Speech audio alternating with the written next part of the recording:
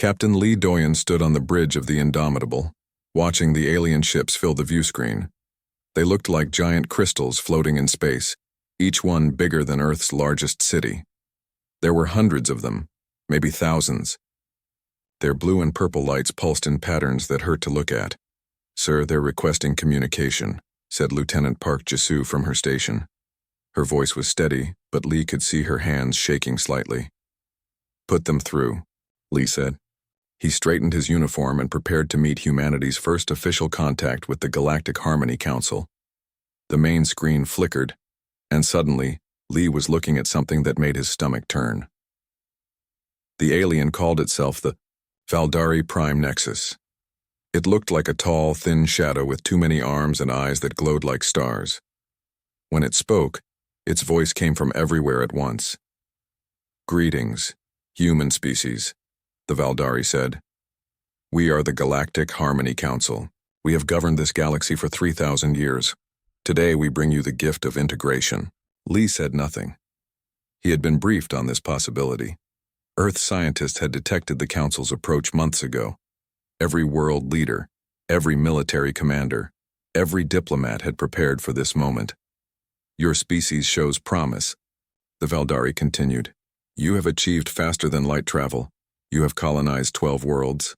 However, your aggressive nature and wasteful resource consumption cannot be allowed to continue unchecked." Ambassador Park Ji-won stepped forward. She was Earth's top diplomat, a woman who had spent her life solving impossible problems. But even she looked small next to the alien presence on the screen. "What exactly are you offering?" she asked. The Valdari's many arms moved in what might have been pleasure. "Integration into our perfect system. 80% of your population will be relocated to serve our member worlds.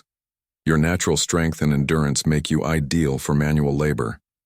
Your military will be dissolved. Your aggressive genetics will be modified to ensure peaceful compliance." Lee felt his blood turn cold. Around the bridge, he heard sharp intakes of breath from his crew. "The remaining 20% of your species will be preserved in designated zones on 3 worlds, the Valdari added. "There you may. Continue your cultural practices under our guidance. This is generous. Most species receive harsher terms." Ambassador Park's face had gone pale. "You want us to become slaves?" "Slaves is such an ugly word," the Valdari replied. "Think of it as purposeful existence. Your species will contribute to galactic harmony instead of creating chaos. You will be fed, housed, and given meaningful work. What more could you want?" Lee stepped forward. "We could want our freedom." The Valdari's glowing eyes focused on him. "Freedom is an illusion that causes suffering. Under our system, there is no war, no hunger, no conflict. Only peace and order." "Whose peace?" Lee asked. "Whose order?" "Ours, of course. We have perfected civilization. Every species benefits from our guidance." Dr. Choi Minji, Earth's leading expert on alien technology, had been studying the Council for months. She moved to Lee's side. "Captain, their records show they've integrated over 40 species in the past 1,000 years. None of them exist as independent civilizations anymore." The Valdari seemed pleased. "Exactly. No more meaningless wars, no more waste, no more suffering, only harmony." Admiral Kim Tae-hyun's voice came through the communication system from Earth Command. "Valdari Prime Nexus, humanity respectfully declines your offer." The alien went very still. For a long moment, the only sound was the humming of the ship's engines. "I do not understand," the Valdari said finally. "No species has ever refused integration. Perhaps you did not comprehend the terms." Ambassador Park stepped forward again. "We understood perfectly. You want to enslave most of us and keep the rest as pets. Our answer is no." "But this is illogical," the Valdari protested. "You cannot survive against our fleet. Resistance means extinction. Surely you see the wisdom in survival?" Lee felt something burning in his chest. It was the same feeling he'd had as a child when bullies tried to make him back down. The same feeling every human had when faced with injustice. "Some things are worse than death," he said quietly. The Valdari's arms waved frantically. Nothing is worse than death. Death is the end of all possibility, all growth, all experience. You're wrong, Lee replied. Living without dignity, without choice, without freedom, that's worse than death. That's not living at all. Other voices began joining the conversation. President Kang Seoho from Earth, General Yoon Ji-hoon from Mars Colony, Commander Ryu Dongmin from the Outer Settlements. One by one, humanity's leaders spoke the same word. No. The Valdari seemed to shrink back. This is unprecedented. You need time to consider, to discuss among yourselves. Surely your leaders will see reason. Our leaders have spoken, Ambassador Park said firmly. Humanity rejects your demands, all of them. But you will die, the Valdari cried, its voice taking on a desperate tone. Your entire species will be destroyed. How can you choose extinction over peaceful integration? Lee smiled grimly. Because we're human. We'd rather die free than live as slaves. The communication ended abruptly. On the view screen, the alien fleet remained motionless, their crystal ships pulsing with agitated light patterns. Sir? Lieutenant Park Ji-soo reported. They're sending another transmission.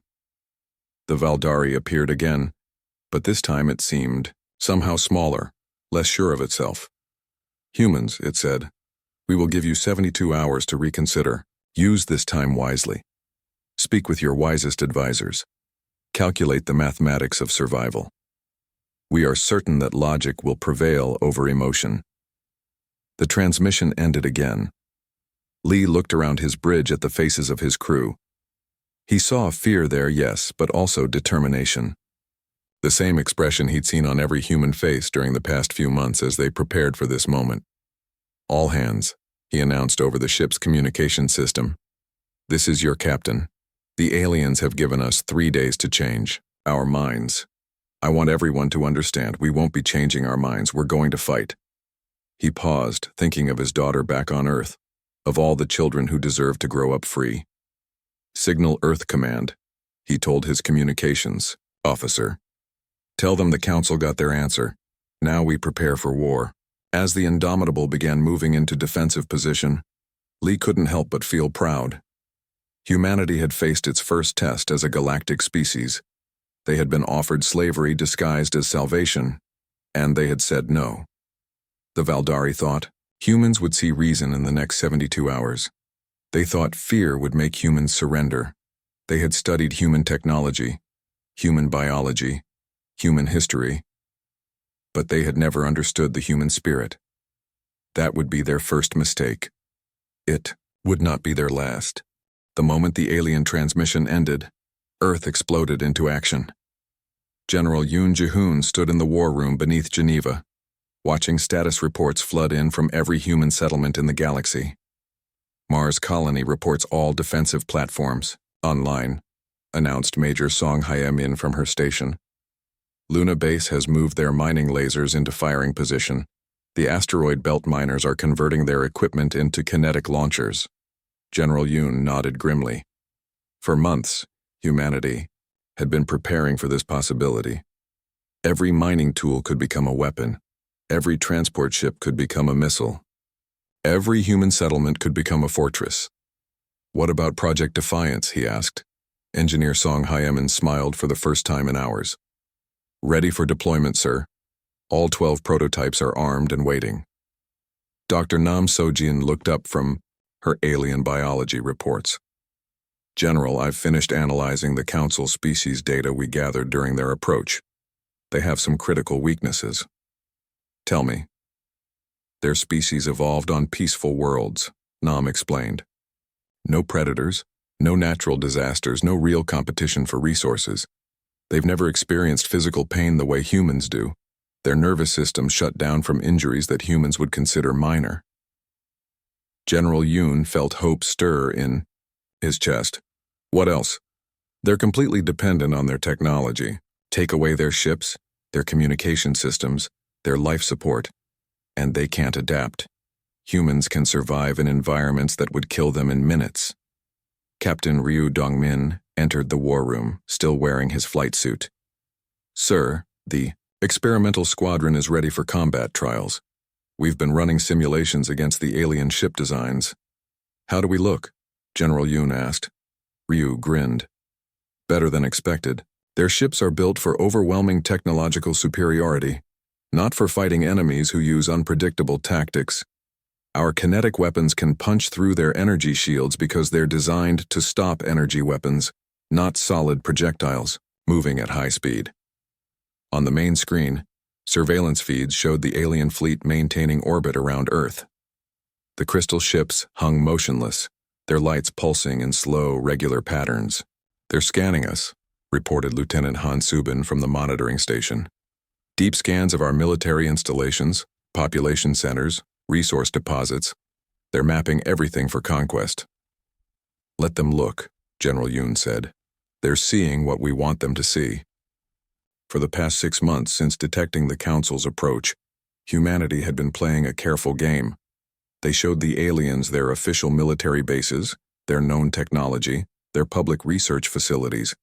But hidden beneath asteroids, inside mountains and in the depths of space, humans had been building something else entirely. Colonel Bang Woojin's voice crackled over the communication system from his Marine base on Luna. General, my boys are getting restless. They've been training for close combat in alien environments for months. When do we get to test our theories? Soon, Colonel. What's the status of your boarding teams? Ready and eager, sir. We've studied every Council ship design we could get data on. Their vessels are built for comfort and efficiency, not for defense against armed boarders. Wide corridors, minimal security barriers, lots of vital systems that aren't protected. Major Quan Jinwoo's special operations teams had been practicing something even more dangerous. General, we've confirmed that human biology can survive in Council ship atmospheres without protection for up to 47 minutes, long enough for a one-way mission. One way? Nam Sojin asked, horrified. Not necessarily, Quan replied calmly. But our people are prepared for that possibility if it means victory.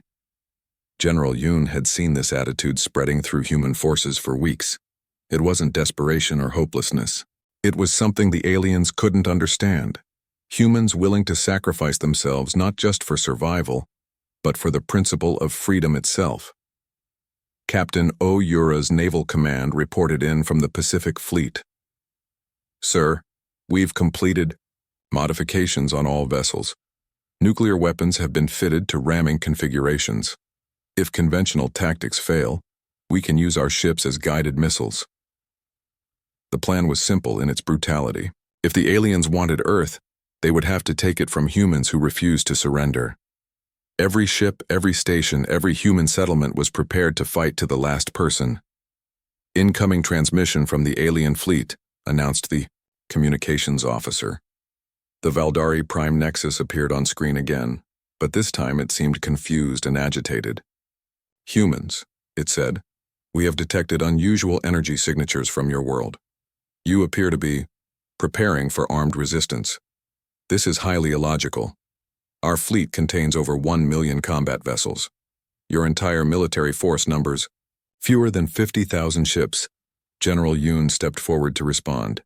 Valdari, you're correct about the numbers, but you're wrong about what that means. We do not understand. Mathematics is universal. 1 million is larger than 50,000. You're thinking like a species that's never really fought, General Yoon explained. Numbers matter, but they're not everything. Will matters. Determination matters. The willingness to die for something bigger than yourself, that matters most of all. The Valdari's many arms waved frantically. But death serves no purpose. If you surrender, most of your species will survive. If you fight, all will perish. Better to die on our feet than live on our knees, General Yoon replied. We do not comprehend this phrase. I know. That's why you're going to lose. After the transmission ended, General Yoon turned back to his staff. Reports were still coming in from across human space. Colony ships being converted into weapons platforms, civilian miners volunteering for suicide missions, scientists working around. The clock to analyze alien weaknesses. Dr. Nam Sojin pulled up her final analysis. General, there's something else. The council species communicate through quantum entanglement networks. They share thoughts and emotions across vast distances. It makes them efficient, but it also makes them vulnerable. How so? They've never learned to think independently. When their network is disrupted, they become confused and slow to react. And there's something else. They've never experienced real fear. Their entire civilization has been built on the assumption that superior technology guarantees victory. Engineer Song Hyemin looked up from her weapon specifications. They're about to learn that technology isn't everything. As the second day of the ultimatum began, Captain Ryu Dongmin took his experimental fighter squadron out for what they called combat practice. They flew close to the alien fleet, testing reaction times and defensive capabilities. The alien ships didn't respond to the presence of human fighters. They simply continued their orbital pattern, scanning and waiting. They think we're harmless, Ryu reported over the radio, like insects buzzing around giants. Lieutenant Han Subin, flying wing position, laughed. Wait until they see how hard insects can bite. The laughter spread through the squadron, not the nervous laughter of scared people, but the genuine amusement of warriors who had found worthy opponents. The aliens had expected humans to be afraid. Instead, they were finding humans who seemed almost excited by the prospect of battle. Back on Earth, the final preparations were being completed. Weapon systems came online. Defensive positions were fortified. Evacuation plans were finalized for civilian populations. But no one was evacuating. Instead, civilians were volunteering to help with the war effort. Factory workers retooling production lines to make ammunition. Farmers organizing food distribution for extended siege conditions. Children too young to fight helping to maintain equipment and communications. General Yoon received a report that made him pause. Sir, we've received over 10 million civilian volunteers for combat roles. People with no military training asking to be armed and given targets. What did you tell them? That we'd train anyone willing to learn, sir. The response has been overwhelming. As the third and final day of the ultimatum dawned, humanity was as ready as it could be. Not ready to surrender, not ready to negotiate, but ready to fight. The Valdari sent one final transmission. Humans, this is your last opportunity. Accept integration and live. Continue to resist and face extinction. What is your final answer? General Yoon looked around the war room at the faces of Earth's defenders. He saw fear there, yes, but also determination, courage, and something the aliens would never understand. He saw hope. Valdari Prime Nexus, he said clearly. Humanity's answer remains the same. No, we will not surrender. We will not submit. We will fight. Then you have chosen death. No, General Yoon replied. We've chosen to live free or die trying. There's a difference. The transmission ended for the last time. Above Earth, the alien fleet began to move. The first shots of the war came at exactly 600 Earth Standard Time. Colonel Bang Woo-jin watched from the observation deck of Luna Base as purple energy beams lanced down from the alien fleet toward Earth's orbital defense platforms. Here we go, he muttered, then keyed his communication system. All units, this is Colonel Bang. The dance has begun. The Council's opening move followed their standard conquest pattern, perfected over 3,000 years of galactic domination. Disable orbital defenses first, then systematically destroy military installations, and finally demand surrender from the defenseless population. It should have worked. The energy beams struck Earth's defense platforms and several exploded in brilliant flashes.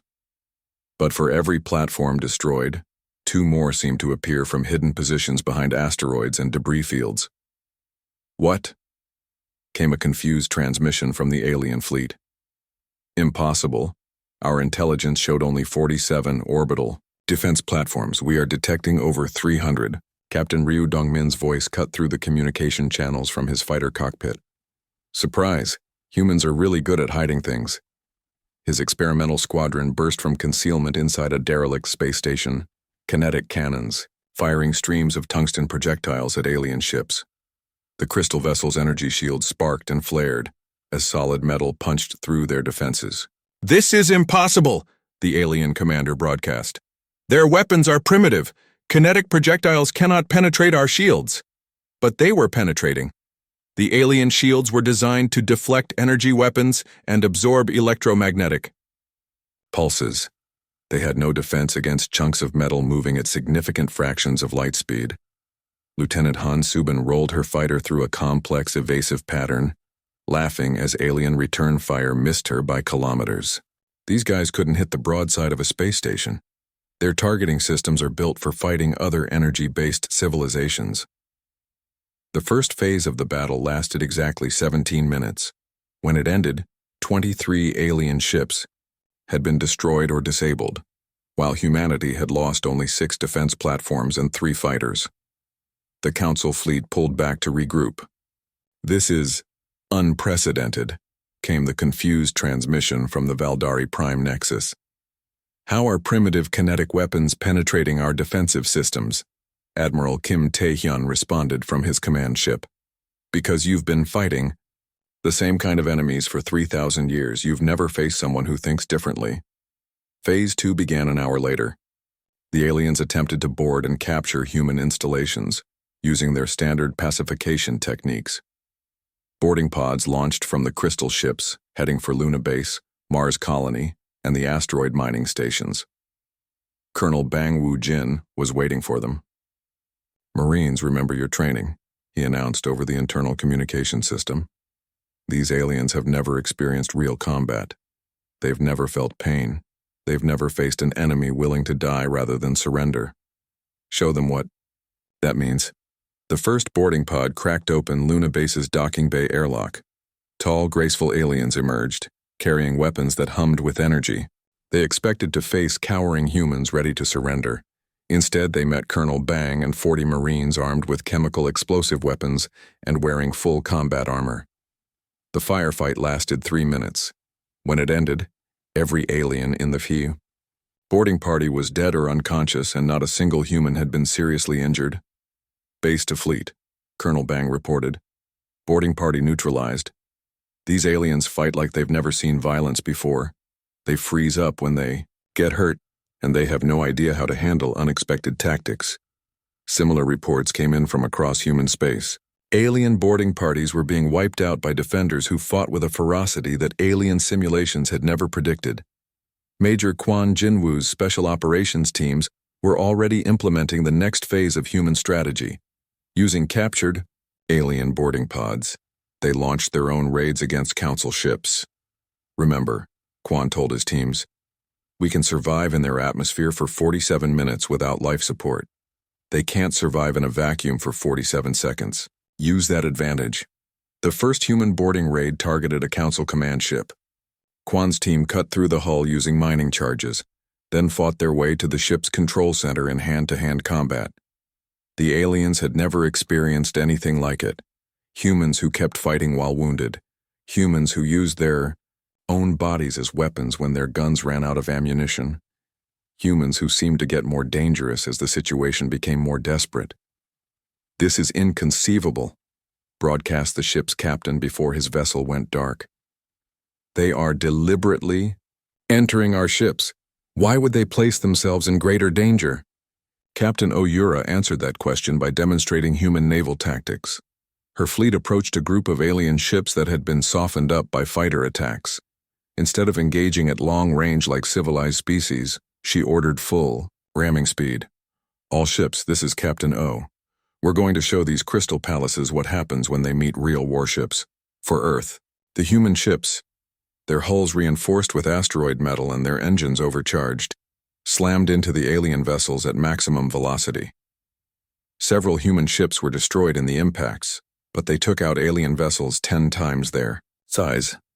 Most shocking to the Council was that the human crews had volunteered for these suicide missions. Captain Park Hyunwoo's destroyer punched completely through an alien dreadnought, her final transmission being, "Tell my daughter I died free." By the end of the first day, the Council fleet had lost over 100 ships. Human losses were also significant, but the effect on morale was completely different.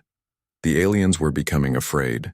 For the first time in their 3,000-year history, they were facing an enemy that couldn't be intimidated, couldn't be reasoned with, and wouldn't surrender.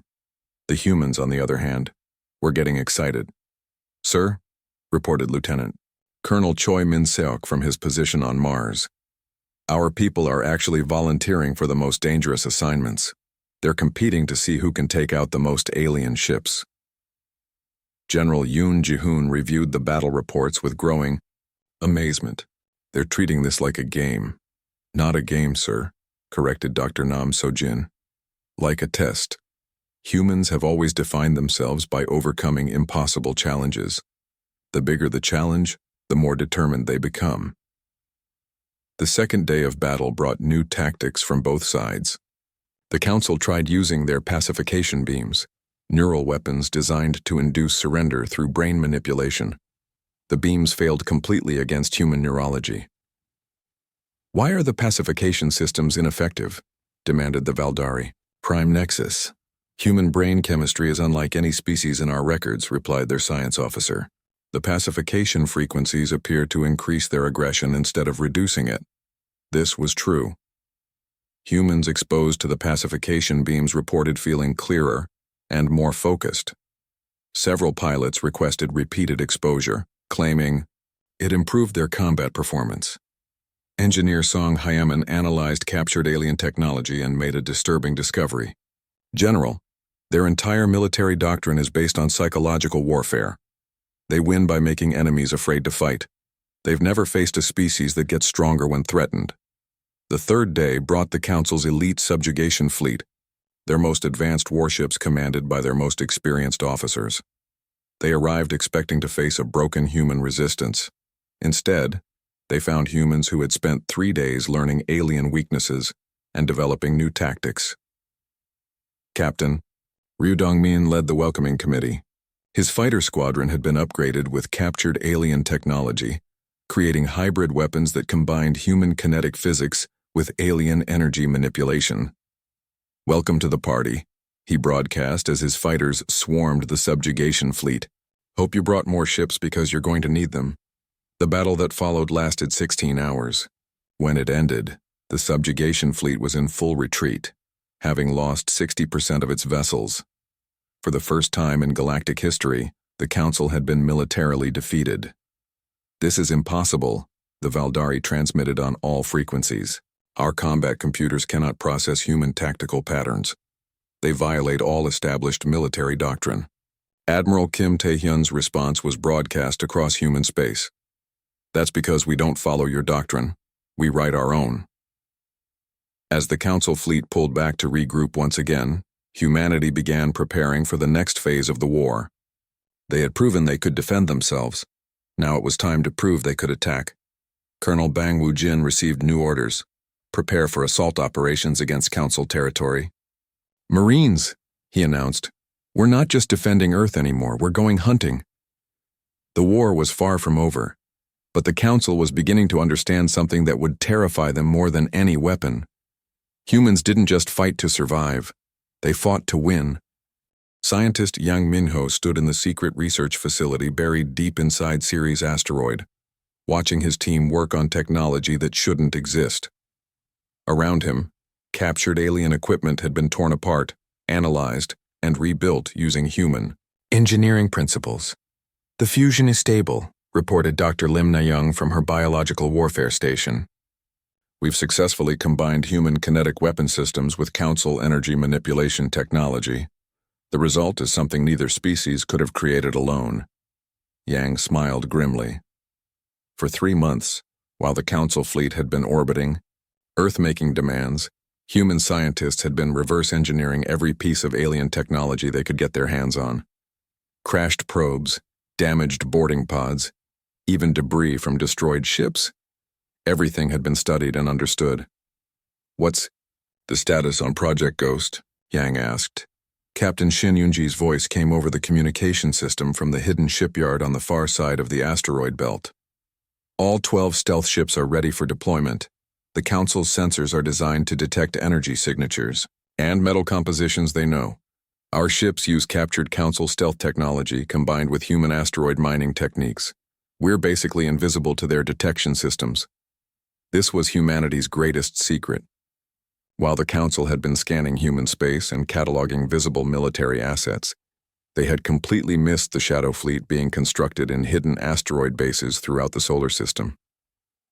Commander Park Hyun-woo entered the research facility, carrying data chips stolen from Council communication networks. Yang, you need to see this. We've been monitoring their internal communications for weeks. How is that possible? Yang asked. Their quantum encryption should be unbreakable. It is unbreakable, Park replied with a grin. Unless you understand that they built it to keep out species that think like them. They never imagined someone would try to decrypt it using chaos mathematics and human intuition instead of logical algorithms. The intelligence breakthrough had revealed something shocking.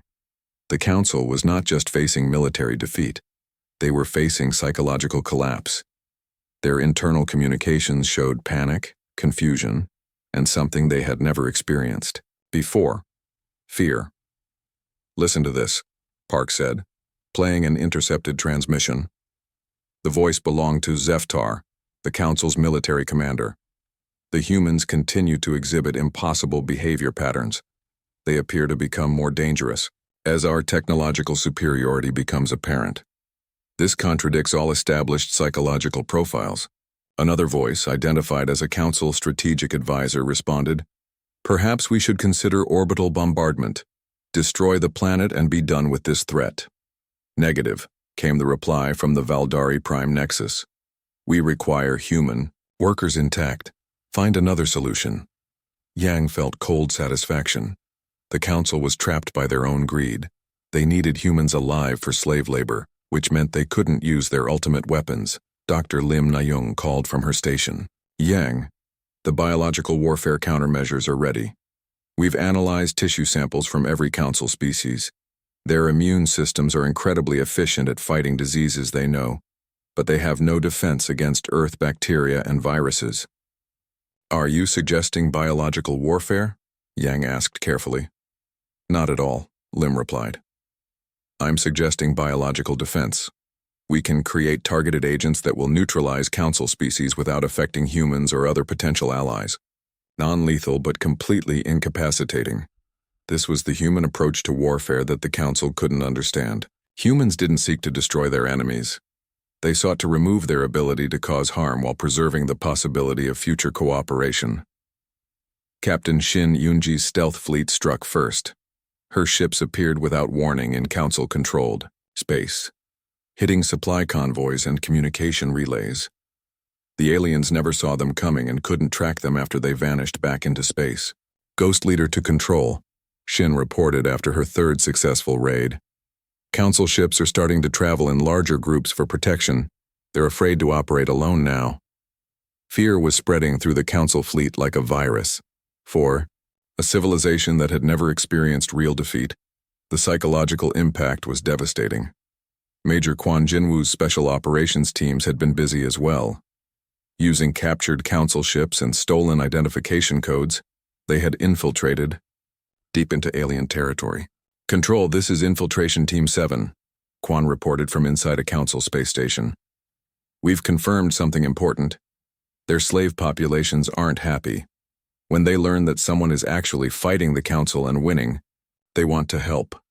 This was the intelligence breakthrough that changed everything. The Council's empire wasn't held together by loyalty or shared purpose. It was maintained by fear and the belief that resistance was impossible. Now the slaves were learning that resistance was not only possible, it was succeeding. Engineer's Song. Hemin had been working on something even more ambitious. In the captured alien ships, she had discovered the location of the Council's main fleet assembly points. "General," she reported to Yoon Ji-hoon, "we know where they're gathering their reinforcements. 3 star systems, each containing over 1 million ships. They're preparing for a final assault that will overwhelm Earth through sheer numbers." General Yoon studied the strategic display. "How long before they're ready to attack?" 2 weeks, maybe 3, but sir, I have a proposal. Go ahead. We don't wait for them to come to us. We hit them first while they're still assembling. Use the element of surprise to even the odds." It was a crazy plan. Humanity would be attacking deep into Council space, facing odds of 1,000 to 1, with no hope of retreat or reinforcement. Was also completely human. Do it, General Yoon ordered. The human fleet that assembled for Operation Longshot was unlike anything the galaxy had ever seen. Hybrid ships combining human engineering with stolen alien technology. Stealth vessels that could appear and disappear like ghosts. Weapons that fired solid projectiles accelerated by alien energy systems. Most importantly, it was crewed by humans who understood that they were fighting not just for their own survival, but for the freedom of every enslaved species in the galaxy. Captain Ru Dongmin stood on the bridge of the experimental battleship Defiance, watching his fleet prepare for the longest jump in human history. All ships, this is Fleet Commander Ryu. In 10 minutes, we jump to Council space. We're going to hit them where they think they're safe, with everything we've learned and everything we've built. Lieutenant Han Subin's voice came over the communication system from her fighter squadron. Sir, the pilots are asking if there are any restrictions on tactics. Negative, Ryu replied. This is deep space, far from civilians. Fight however you need to fight. Make them remember why they should have left humanity alone. The jump to Council space took 6 hours, the longest faster-than-light journey humans had ever attempted. When they emerged, they found exactly what intelligence had predicted. Over 1 million Council ships gathered around 3 star systems preparing for the final assault on Earth. The Council fleet was caught completely off guard. Their sensors detected the human ships just as the attack began. Impossible, broadcast the Council commander. How are human ships in our core territory? Our intelligence showed their entire fleet defending their home system. Admiral Koji Su, commanding the human assault fleet, answered, Your intelligence was wrong. We've been building ships you couldn't detect, training crews you couldn't imagine, and planning strategies you couldn't predict. Welcome to human warfare. The battle that followed lasted 3 days. Human ships struck fast and hard, using hit-and-run tactics that the massive Council fleet couldn't counter. When the aliens tried to surround them, the humans disappeared into the asteroid fields and gas clouds they had scouted weeks earlier. When Council ships pursued, they found themselves fighting in environments that favored smaller, more maneuverable human vessels. Most shocking of all to the Council was the discovery that human ships were being resupplied by the slave species they had conquered. Alien workers who had been forced to serve the Council for generations were secretly providing fuel, ammunition, and intelligence to the human raiders. This is impossible, the Valdari Prime Nexus transmitted in growing panic. The slave species are loyal. They depend on us for everything. Captain Shin Yunji responded from her stealth ship as it destroyed another Council supply depot. They're not loyal. They're just waiting for someone strong enough to help them break their chains. By the end of the 3rd day, the Council's assembly fleet was in chaos. Over 100,000 ships had been destroyed or disabled. The rest were scattered across 3 star systems, afraid to group together because it made them easier targets for human hit-and-run attacks. But the real victory wasn't military, it was psychological. Word was spreading throughout Council space that their invincible fleet had been defeated by a species they had discovered only months ago. Slave revolts began breaking out across their empire. Species that had been conquered generations ago were rising up, inspired by humanity's example and armed with stolen Council weapons. Sir, reported Commander Park Hyun-woo from his intelligence post. President Kang Seoho stood in the emergency session of the United Earth Council, looking at the holographic display that showed the current state of galactic politics. Red zones marked Council territory, areas still under alien control. Grantgyang. Zones showed liberated worlds where former slaves had overthrown their masters. Yellow zones indicated active battlegrounds where the fighting continued. The green zones were winning. Status report, President Kang requested. Admiral Koji Su stepped forward, still wearing her combat uniform from the latest victory. Mr. President, the Council's subjugation fleet has been completely destroyed. Their remaining military forces have retreated to their core worlds and are requesting a ceasefire. What are the terms they're offering? Complete withdrawal from human space, recognition of Earth's sovereignty, and a promise of non-interference with human activities. President Kang was quiet for a moment. Around the council chamber, Earth's leaders waited for his response. "That's not enough," he said finally. General Yoon Ji-hoon nodded in agreement. "Sir, our intelligence reports indicate the Council still controls over 40 enslaved species. If we accept a ceasefire now, those beings remain in bondage." Ambassador Lee, Chae-young had been coordinating with the liberated species. "Mr. President, we're receiving requests for assistance from enslaved populations throughout Council space. They're asking us not to stop fighting until everyone is free." President Kang looked at the faces around the table. 6 months ago, these people had been preparing to defend Earth against impossible odds. Now they were discussing the liberation of an entire galaxy. "Send our response to the Council," he ordered. "Humanity rejects their ceasefire offer. We will continue fighting until every enslaved species is free." The Valdari Prime Nexus received humanity's response with something approaching despair. For 3,000 years, the Council had operated on the principle that superior technology guaranteed victory. They had built their entire civilization on the assumption that lesser species would always submit to greater power. Humanity had proven that assumption catastrophically wrong. "But this is illogical," the Valdari protested, in its transmission to Earth. "You have achieved your objective, your species is safe, why continue fighting?" General Kim Byung-ho, now commanding human liberation forces throughout the galaxy, answered, "Because freedom isn't just for humans, it's for everyone." The war that followed was unlike anything the galaxy had ever seen. Instead of conquest, humans practiced liberation. Instead of enslaving defeated enemies, they offered them choices about their own futures. Most shocking of all to the Council was humanity's treatment of captured alien soldiers.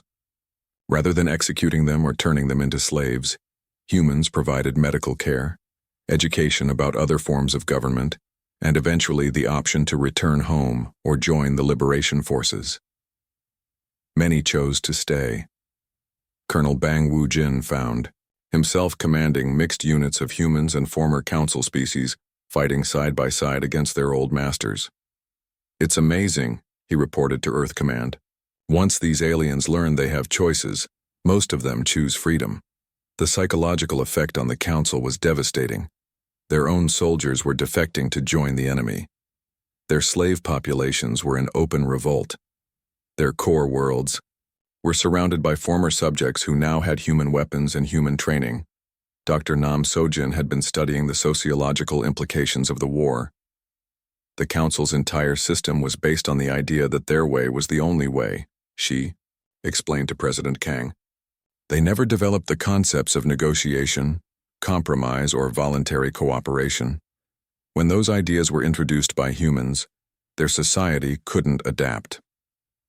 Captain Shin Yunji's liberation fleet struck the final blow against Council military power. Her ships, now crewed by volunteers from dozens of species, surrounded the Council's homeworld and demanded surrender. "This is Captain Shin of the Human Liberation Fleet," she broadcast. "Council leadership, you have 1 hour to surrender unconditionally. Your military is defeated, your empire is collapsing, and your former slaves are now free. End this war, before more beings die needlessly." The response came not from the Council leadership, but from the alien population of their home world. "Human ships, this is the Citizens Liberation Committee. We have arrested the Council leadership and dissolved their government. We request assistance in establishing a democratic system based on human principles of individual freedom and voluntary cooperation." The war was over, but the work of building a better galaxy was just beginning. Ambassador Lee Chae-young found herself in charge of the most complex diplomatic project in galactic history. 43 formerly enslaved species, each with different cultures, needs, and capabilities, were trying to figure out how to coexist as equals. The good news, she reported to President Kang, is that every species wants to maintain the alliance with humanity. The difficult news is that they all want us to tell them how to run their governments. What did you tell them? That we can teach them about democracy, individual rights, and voluntary cooperation, but they have to figure out their own specific solutions. Humans don't want to rule anyone. We want everyone to rule themselves. This concept was revolutionary in galactic politics. For the first time in recorded history, a species with the military power to conquer the galaxy was instead helping others build their own free societies. The former council worlds were transformed into the human commonwealth, not an empire, but a voluntary association of free species working together for mutual benefit. Major Quan Jinwu, now serving as head of Commonwealth Security, established the Liberation Doctrine. Any species facing oppression anywhere in the galaxy could request human assistance. Commonwealth forces would provide training, weapons, and support to help them free themselves. The galaxy learned that humans didn't create subjects, they created allies. 5 years after the war ended, Admiral Lee Doyen found himself in command of the Commonwealth Protection Fleet. His mission was no longer to defend Earth, but to ensure that the cycle of oppression never began again. He stood on the bridge of his flagship, the Liberation, watching his mixed species crew prepare for a patrol mission to the galaxy's outer rim. Reports had come in of a new aggressive species trying to establish an empire based on the old council model. "Sir," reported his communications officer, a former council slave named Kethmar, "the hegemony fleet is demanding surrender from the Talon species. The Talons are requesting Commonwealth assistance." Admiral Lee smiled. It was the same smile he had worn when telling the council that humanity rejected their demands. "Signal the fleet," he ordered. "We're going to have a conversation with this hegemony about the rights of free beings." Captain Ryu Dongmin's voice came over the communication system from his fighter squadron. "Sir, the pilots are asking about rules of engagement." "Same rules as always," Lee replied. "Protect the innocent, free the enslaved, and remind bullies that there are consequences for their actions." As the Commonwealth fleet jumped toward another liberation mission, Admiral Lee reflected on how much the galaxy had changed. The old system of strong species dominating weak ones was gone, replaced by a new understanding. Cooperation was stronger than domination, freedom was more powerful than fear, and the willingness to fight for others was the greatest strength of all. The galaxy had learned the most important lesson humanity had to teach. Sometimes saying no to evil was just the beginning. The real victory came from building something better in its place. On Earth, President Kang Seoho received reports from across the Commonwealth. Former slave species were establishing their own governments, developing their own technologies, and exploring their own potential for the first time in generations. Children who had been born into slavery were now growing up free. Artists who had been forced to create propaganda were now expressing their own visions. Scientists who had been restricted to approved research were now exploring questions they had never been allowed to ask. The galaxy was becoming something new, not perfect, but free, not without problems, but with the freedom to solve those problems democratically. And at the center of it all was the species that had looked at impossible odds and said a simple word: no. Humanity had rejected alien demands and changed the galaxy forever. The Council had regretted everything, but the rest of the galaxy was grateful for everything humanity had sacrificed to make freedom possible. As Admiral Lee's fleet prepared for another mission, Earth continued to receive messages from across the Commonwealth. Species celebrating their independence, asking for advice on democratic government, requesting help with new challenges. Humanity answered every call, not as conquerors, but as friends, not as masters, but as allies. The galaxy had learned that the strongest force in the universe wasn't superior technology or overwhelming numbers. It was the simple human principle that everyone deserved to be free. And humans would fight to defend that principle, no matter how impossible the odds seemed. Because that's what humans did. They said no to injustice, and then they worked to build something better. The war was over, the galaxy was free, and humanity's greatest victory wasn't defeating their enemies. It, too, was turning their enemies into friends.